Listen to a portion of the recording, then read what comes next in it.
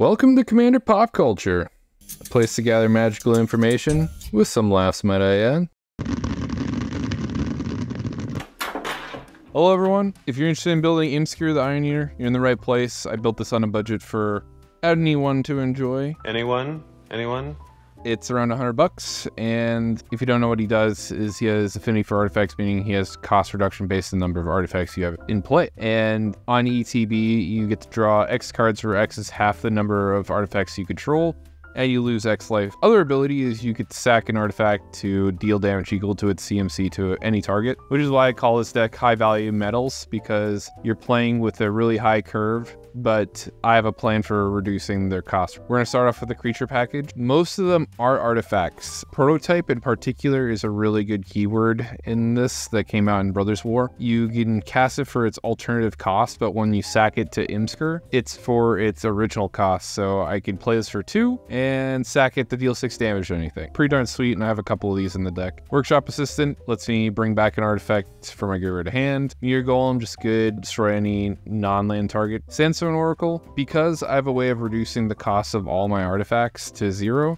You run out of cards really fast once the engine gets started. Keep pouring gasoline on the open flame. Blitz Automaton, another prototype card. Furnace Kite. This is an artifact creature that also has affinity for artifacts. Going back to Imskir, he has affinity for artifacts, so it makes him incredibly resilient. If your opponents kill Imskir for you, they're just doing you a favor in giving you a fresh set of cards to draw.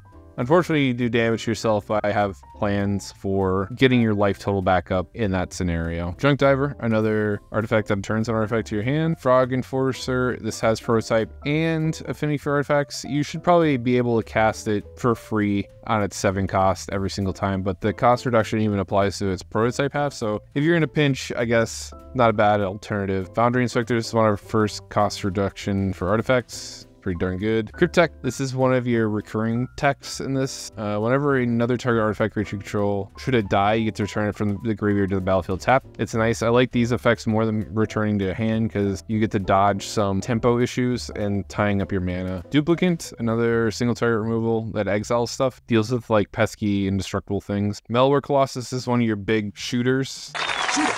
Has cost reduction already on itself, but you sack it, deal 11 damage to someone. I normally would never use this on a creature or a planeswalker unless it had to go. This is exclusively for closing out games. Sojourner's Champion, another affinity for artifacts, becomes 0 on its own. And Rakir, the Traveler, on attack, you get to return a artifact from your graveyard to play at the cost of life, but again, we're dodging tempo issues. Skitterballoon Battalion, another prototype, only this one's kind of nice in that it makes your artifact count nice and high because you make 2 tokens of it, so it's basically 3 artifacts in 1 card. Scrap Trawler, this is situational recursion where something dies, you get to return some of lesser value back to your hand. Pretty nice. Rune Grinder, another card advantage piece, only this applies to anyone who wants to wheel their hand. Noxious Gear Hulk removal gains me life. Save my butt a couple of times when playtesting this. It gains me a ton of life typically, especially in casual games or seeing a 10 plus toughness creature is fairly common. Change Resistance Area is a nice little tech. Whenever you deal non-combat damage to a player, you get to do that much damage to a target creature. So it basically turns Imskir's ability into not only a game accelerant, but also a removal. It's like a 2-for-1 with Change Resistance Area in play. It also has cost reduction. You should be casting this for 1 red pretty consistently. Mirror Retriever returns an artifact. Joyous Familiar, a coupon. Mirror Enforcer, another artifact with affinity. Scarecrowing, this lets you return an artifact creature from your graveyard to the battlefield.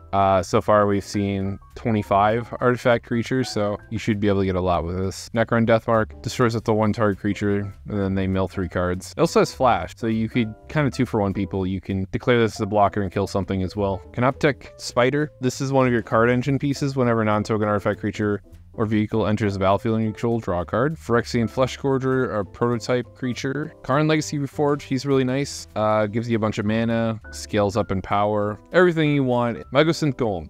Now I want to talk about this guy particularly a lot. It's kind of like the linchpin of your deck, and he counts for like 25% of your budget. He makes all artifact creatures have affinity for artifacts. So when you get a tutor, this is one of the very first things you get. If you already have a card engine piece in play, tutor for this, and then it's pretty much you hit critical mass and no one can stop you at that point. You just dump your whole hand, draw all the cards, dump it again.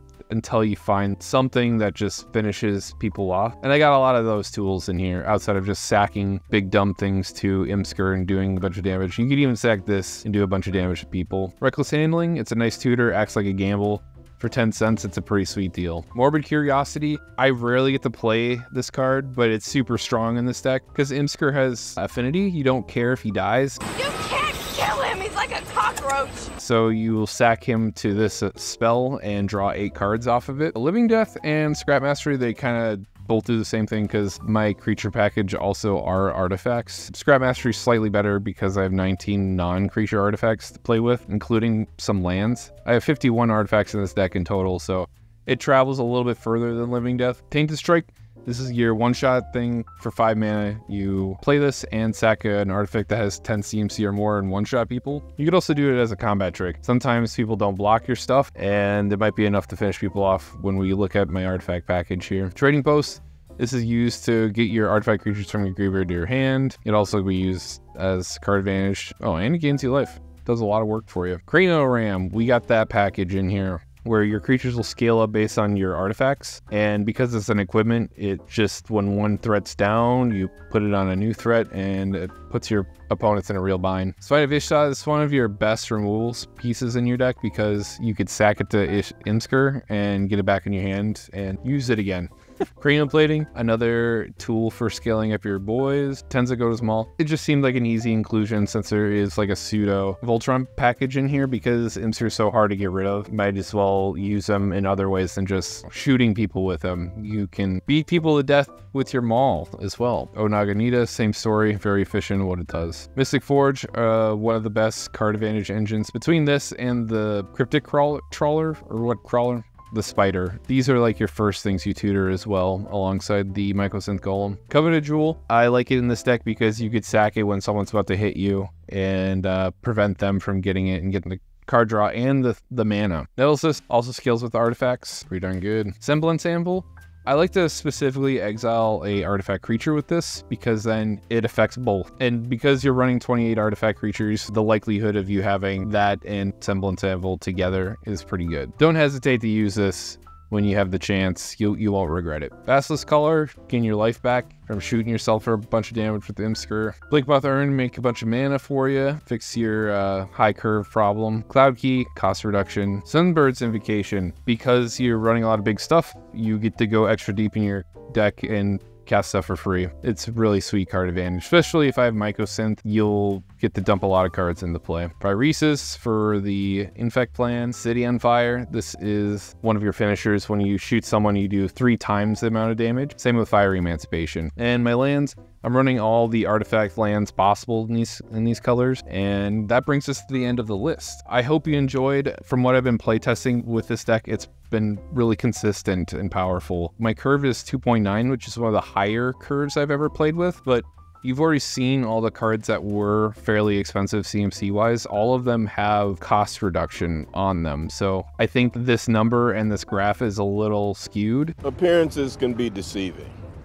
For what it actually is, it's more of like a downward slope all the way to 11. I put people in a really tight spot and they don't know how to handle Imskir. I really enjoy this deck. This is probably one of the nice surprises when I was building decks from Modern Horizons 3. I had interest in him at first, but from the playtesting I've been doing, he's much higher in terms of placement, in terms of performance. I'm pretty excited to play this and the other 3 decks I built with this. I'm sorry I haven't made a video in a while, been really busy. I took my family back to my home state of Minnesota. Dad could see his grandkids for Father's Day. Jump up and down and move it all around. Stacking flip-flops. I went to a wedding and then I went to Command Fest this weekend. I'm gonna make a video about that as well. Everyone take care now. Bye.